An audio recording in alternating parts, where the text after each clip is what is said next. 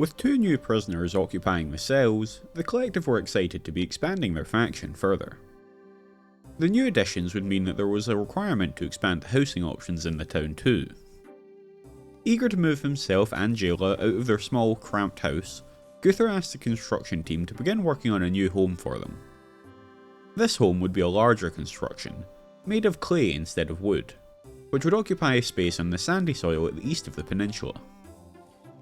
This new home would even feature its own bathroom, a massive leap forward for the group's civilization as a whole, although more specifically, a massive leap forward for Guthor and Jayla.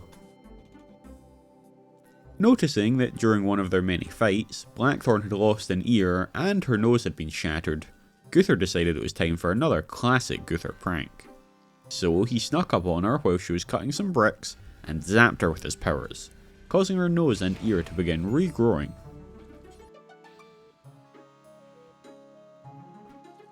One of the cities of the Northern Realms, Traino, had been in touch with the group to ask if the collective could deliver them 8 meat cleavers.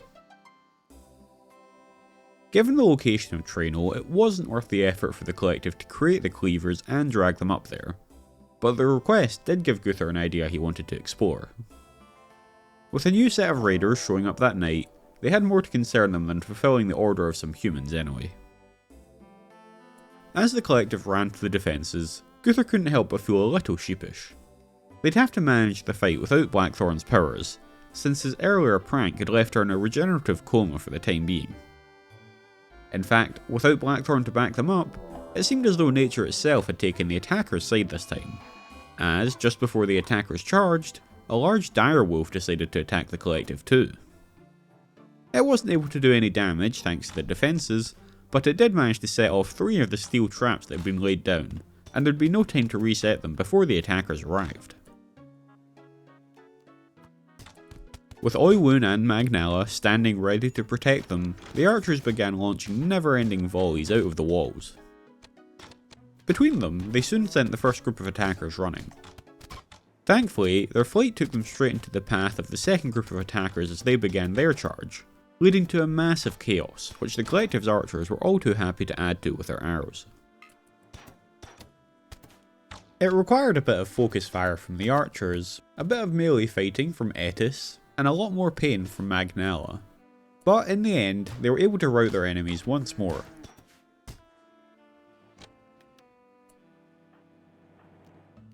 With the damage from the attack mostly being limited to Magnala's already heavily beaten body, the construction crew had been free to continue their work unhindered in the following days, letting them finish up the new building in record time, despite its fancy clay walls.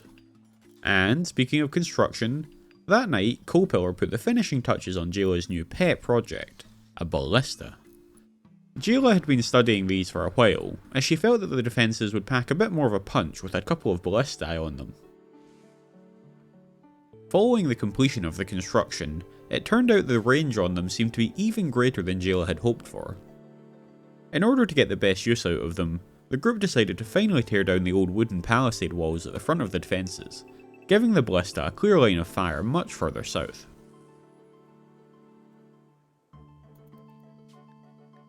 With their bed moved over and a few creature comforts added in, Guthor and Jayla's new house was beginning to take shape, although they were still traipsing through the sand when they got out of bed in the morning. Of course, that would soon be remedied too. With the house coming along nicely, Guthor began setting the construction crew to work on his new project that he'd been inspired to by the trade request. He would start by having them build a large pier on the northeast of the island, which would serve as the beginning of the Perch's docks. If they could build their own boats, they could easily trade with the Northern Realms and even potentially reach out to the reclusive tribes of orcs on the islands. Building a large, seafaring ship would be a long and difficult task, but Guthor felt that the construction of both the ship and the docks would be a great step forward in their quest to be recognised as a real faction within the world. Eager to start work on something completely new, the construction team quickly placed the finishing touches on the floors in Guthor's new house, so that they could move on to the pier. As was customary for all prisoners at this point, despite the group's best efforts to make the prisons a nice place to be, Narian attempted to break down the door of her cell and escape. Magnala and Oiwun were on the scene in moments though, eager to put their skills to use and beat the snot out of the prisoner.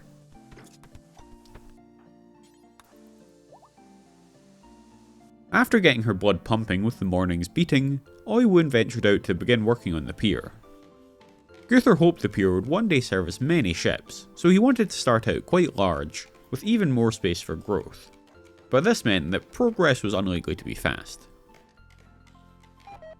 Hearing the morning's beating from the room next door also seemed to have convinced their other prisoner to join the collective, to make sure the beatings didn't reach them. And so the team welcomed their third dwarf, Azazud. If they were going to build something seaworthy, they'd likely need a fair bit of fabric for the sails. So, Prentice suggested planting a field of cotton. Unfortunately, the only real place to put it was next to Hoyt's grave. But maybe that wasn't disrespectful. Maybe it was an act of kindness to grow new life around his grave. Another blocker in the construction of both the pier and any future ship was their wood production. The whole town was still reliant upon blackthorn to grow enough wood to keep them going. With this shortage in mind, the construction crew were forced to return to the mind-numbingly boring task of laying down flagstones around the town. Now that it was to be the site of the docks, which they hoped to be a bustling hive of activity, it was important to connect the footpaths further north now too. With the smaller harvest last year due to the volcanic winter, the animals had already gone through all of their food, and the next harvest of hay was still a ways off. Despite the town regularly slaughtering the less productive animals, they were still struggling to keep the herd going. In an attempt to improve the pen's ability to provide natural growth for the animals to forage from, Louisa requested permission to task the construction crew with extending the walls of the town a little further south, enclosing more of the precious grassland for the pen. Guthor agreed, primarily as it also gave them access to a little extra sandy soil, which would be ideal for building more new houses on if the need arises. Although Guthor had sold the idea of his new house as the answer to their upcoming overcrowding issues, it turns out they'd actually still need a few extra houses. Between the prisoners and the children growing up and needing their own places, 2 more homes next to the thicket should do the trick. Although progress on the pier itself was slow, the expansion of the roads was satiating Guthor's hunger to see the town continue to grow in the meantime.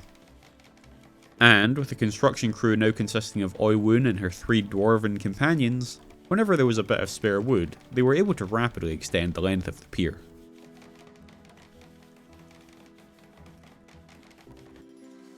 They were likewise rapidly erecting the new homes. Although the fact that Azazud needed one of these homes so she could stop sleeping outside in the fields might have played a part in the decision. And this was an issue that was about to become even more pronounced now that Narian had finally been beaten into submission and decided to join the group too. Thankfully, without the hindrance of a volcanic winter this year, they were soon hauling in their first massive harvest of potatoes for the year. With Jayla deciding that she'd need more advanced tools to continue her research, Guthor suggested that they build her a new research bench located in their new house. She was the only one who used it, and she had been sequestered away in that tiny clay-filled room for years already. Besides, their home was one of the nicest buildings in town now, so it would be a much better location to work from. That night, Prentice and Louisa announced to the town that Prentice was pregnant once more. Although, with this being their third, there was a lot less celebration, and a small creeping fear that they would soon all be overrun by the Crab Clan. The next day saw the construction crew finally finishing the paths connecting the centre of town to the Mushroom Dome and the new pier. After a quiet few days, the group had finally managed to expand the animal pen. Of course, the quiet is never designed to last, and as night began to fall, the Hessian Republic charged onto the peninsula, looking for blood. Drained of mana after summoning so many trees for the town's construction efforts, Blackthorn knew she didn't have it in her to call upon the animals for help. The defenders would be on their own once more. One thing the defenders did have going for them though was their new ballista, which Prentice, as the first one on the scene, was manning. Despite the additional firepower, the surprise of the attack had left the defenders slowly trickling in as the attackers approached, meaning they hadn't been able to take down as many as they would have liked before they reached the defences. Magnala took up her usual position, and, eager to do her part, Oiwun moved up beside her to help guard the others. The defenders were a dab hand at this now, however, and it wasn't long before the first group of attackers got sent running. Sadly, this success was short-lived. Whilst the group had their attention turned to the second group, Oiwun was trying to hold off 3 of the attackers herself. And in the end, it was all a bit much, and she succumbed to a number of wounds. A shocked and confused Magnala made light work for the attackers, who soon also overwhelmed her and sent her sprawling, giving them a clear path to the archers. Thankfully, despite the fact that they had broken through, most of the attackers had taken some damage, slowing their movement and allowing the archers to stay ahead of them, keeping distance and launching the occasional arrow. They were eventually able to send the last of the attackers fleeing, but it had cost them a lot. Oiwun was gone, and Magnala, Coalpillar and Etis had all taken severe damage in the process. Thankfully, enough of the group were still standing that they were able to quickly get the injured over to the hospital, where they're treated by Dr. Gunther. Infections will be abound, but they should all make it thanks to his skills.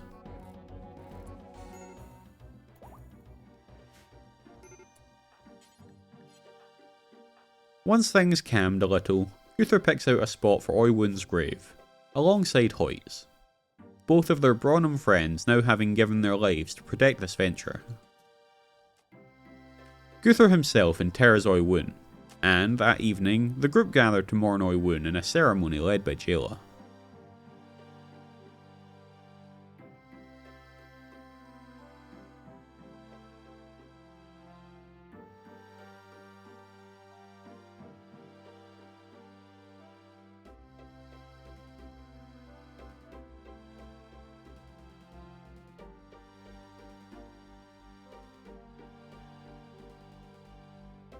That night, the world gets colder in Oiwun's absence.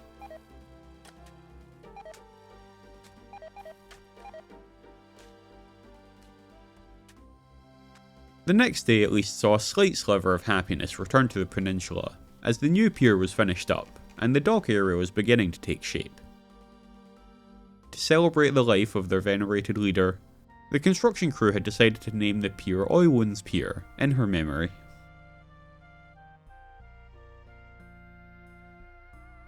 Eager to cheer everyone up, Jayla also announced that she'd figured out how to use the power of the wind to draw water up into their plumbing system, allowing them to have a proper functioning sewer system like all of the human cities had.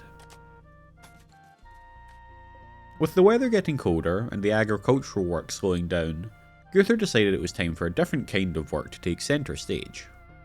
He gathered together a decent group of the collective, and they began marching south, aiming for a small farming site inhabited by dwarves not far from the peninsula. Info from passing traders suggested that there'd be a good haul of pineapples there, but Gunther was more interested in trying to capture a few prisoners to add to their ranks. The group arrived at the farm site a little later that day, and, creeping through the trees, they began launching arrows towards the unsuspecting dwarves. After Gunther lands a particularly nasty hit, the dwarves are alerted to the attack and begin charging towards the trees. But with Magnala the murder machine guarding them, they have little to fear.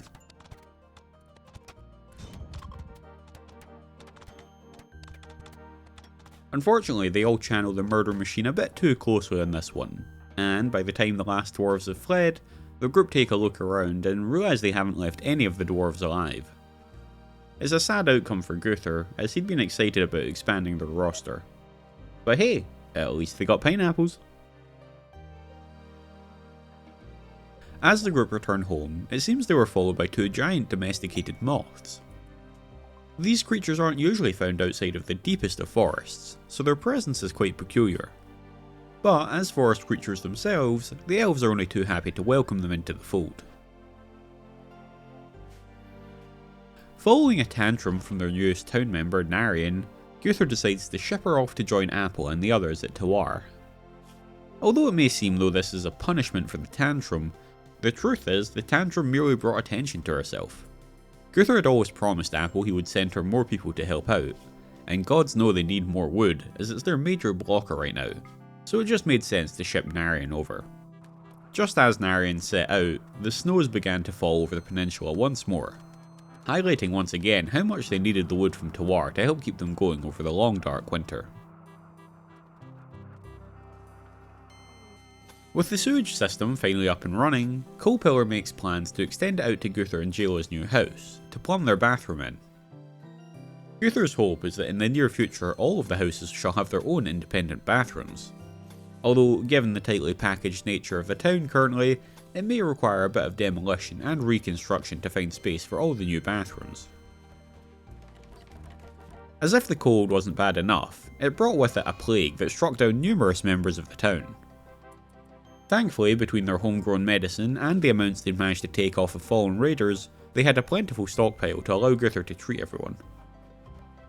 Although everyone receives Dr. Gunther's top-notch medical expertise, he only has enough mana to magically boost a single person's immune system. And in this endeavour, he chooses Prentice. She's heavily pregnant at this point, so it seems most reasonable that he help her along over everyone else. Of course, he'll continue to meditate in order to replenish his mana, allowing him to hopefully give someone else a boost if they're struggling. On the upside, their plan to utilise the natural cold of the winters to preserve their harvest was working a treat, as their whole stockpile was now acting as a large walk-in freezer. And, in even more good news, everyone afflicted with the plague was well on their way to beating it after a day or two of good rest. With the help of the magical boost, Prentice had actually already completely overcome it. With wood becoming even more of an issue now that they needed it to heat their homes as well as for building, the group decided to start mining out some more coal from the area, allowing them to use that for heating and reserving the wood for construction. That very morning, Prentice went into labour once again, collapsing in the middle of the snowy fields. Eager to help his mum avoid an outdoor birth, as he himself had received, Sammy grabbed her up and dragged her over to the hospital. With his quick action, she was able to give birth in the relative comfort of the hospital, spitting out the third healthy crab child into Ysera's perch. Dragging his own mother to the hospital while she gave birth had left Sammy feeling a lot more grown up, and the rest of the town had to agree. He was really coming into his own as the first child of the collective. The strength he used to drag Prentice to the hospital would see him well suited to melee combat, so he grabbed himself a massive sword from the storeroom, and vowed to make Oiwin proud by standing side by side with Magnala during future attacks. With Magnala and her murderous magic still being their best defense, Gunther was concerned that her asthma was holding her back. He understood asthma to be an affliction of the lungs, and whilst he couldn't cure that affliction directly, he could force her body to regrow a lung. If she was to lose one in the first place, that is. And so it was that Dr. Gunther set about removing one of Magnala's lungs, with the sole intent of forcing her body to undergo the excruciatingly uncomfortable process of then having a healthy lung regrown in its place. At the very least, there was something to be said about the fact that he at least removed the lung cleanly. Although the lack of wood and cloth had put a dampener on his dreams of a large boat, Gunther was still determined to progress work on the docks. If they were to become the bustling hub that he hoped they would require storage for all of the goods coming in and out of them. To this end, he worked with the construction crew to plan out two separate buildings, the larger of which would serve as a warehouse for all manner of materials and trade goods, whilst the second would be primarily for storing their abundance of weapons. The perch was often overflowing with weapons that they'd taken from dead raiders, but had little use for. So loading them onto a ship and selling them on to others seemed like a good strategy to Gunther. The construction crew tackled the task with their usual fervour, finishing the weapons stockpile room that very same day, and by the end of the next day they were already putting the roof on the new warehouse. A few days later, yet another band of humans arrived at the peninsula, thinking that they might be the ones to finally win the glory of destroying the collective. But the collective were more than ready for them, with the whole town manning the defences, including the now two ballistae that were trained on the front of the field. When the attackers began to make their move, the collective wasted no time in responding. The attackers took a path which caused them to bunch up, making bigger targets for the ballista to launch their projectiles into, causing bloody carnage. Between the steel traps, the cavalry spikes, and the ballista, by the time the attackers were in range of the archers, they'd already taken a serious beating. They were less charging the defences and more so limping towards their doom. Although Magnala moved into position to intercept them, she needn't have bothered, as the entire attack was sent running with their tails between their legs before they even managed to reach her. The collective let out a cheer to celebrate their success. It was good to finally feel like they were on top, after decades of scrambling away from the advancing human empire. Even dealing with the cleanup was becoming a smooth process, with the town coming together to reset the traps, patch up the spikes, reload the ballista, and cart the corpses out to sea. With that success spurring them on, Guthor finally commissioned the construction of a large galleon, perfectly suited to cutting across the sea, bearing their trade goods to foreign markets. It would require a lot of wood, components, fabrics, and even some rare metals, but the collective had no doubts that they could complete this challenge. There were of course some dangers that no amount of walls or ballista would protect them from, and 5 of the townspeople came down with the flu. This time Guthor was amongst the afflicted. He would still be able to tend to the others, but it would be harder for him to tend to his own wounds. Especially as his magics didn't work on himself. For the time being they had a decent stockpile of medicine though, so there were no immediate concerns. Ever toting his wonderful medical skills, Guthor tried to tend to himself too, but made a bit of a mess of it. So after a bit of convincing from the others, he agreed to let someone else tend to him while he tended to the others. Despite his poor work on himself, as afternoon became evening, it seemed as though most of the afflicted were doing okay. Unfortunately, the town's animals weren't doing quite as good. Despite keeping a rigorous eye on the population, they'd still managed to run out of hay, and it would still be a fair bit of time before the ground would even be plantable again, let alone the collective having a hayfield ready for harvest. The walk-in freezer idea had allowed the town to preserve a lot of their pea harvest however. So, in the interests of keeping the animals going, they decided to begin moving the peas into the animal pen for them to feast on. Early that morning, Guthor began to wonder if he'd angered the gods, as despite them both already being inflicted with the flu, both he and the new baby crab were also struck down by the plague. Ever confident in his devotion to the gods however, Guthor reasoned that it must have been the gods punishing the 1-year-old baby crab for some heinous act, and Guthor merely being caught in the crossfire. Utilising his magic to help Jayla escape the flu and thus the hospital, Guthor let Magnala tend to his new affliction.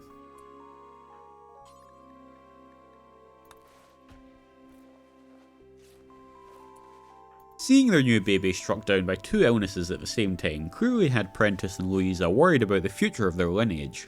So, after a busy night, they announced that Prentiss was pregnant once again. There were no cheers this time, just silent groans and sighs.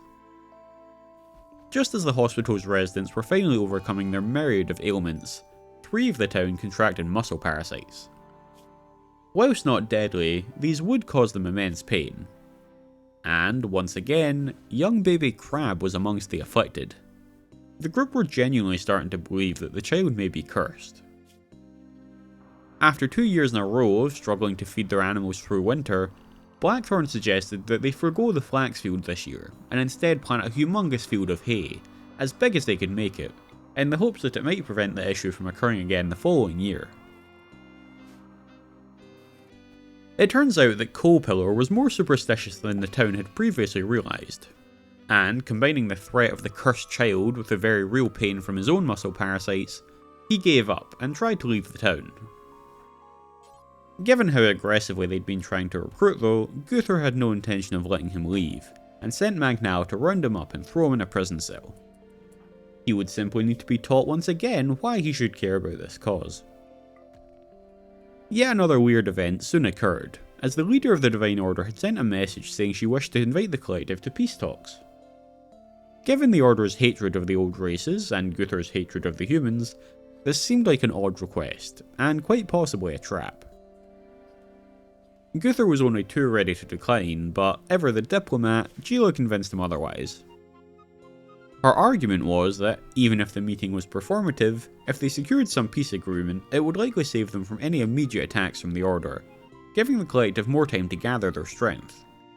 And, even if it was a real offer of peace, the collective could just gather their strength anyway, and strike the Order when it suited them.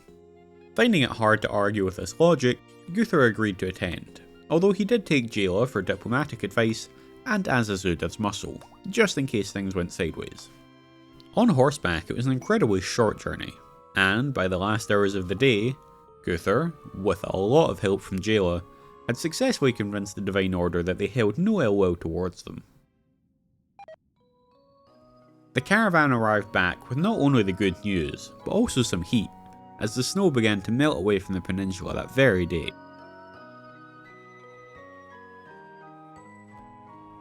Hey guys, Tuna here. How's that for a smooth transition to the outro? No fade to black this time.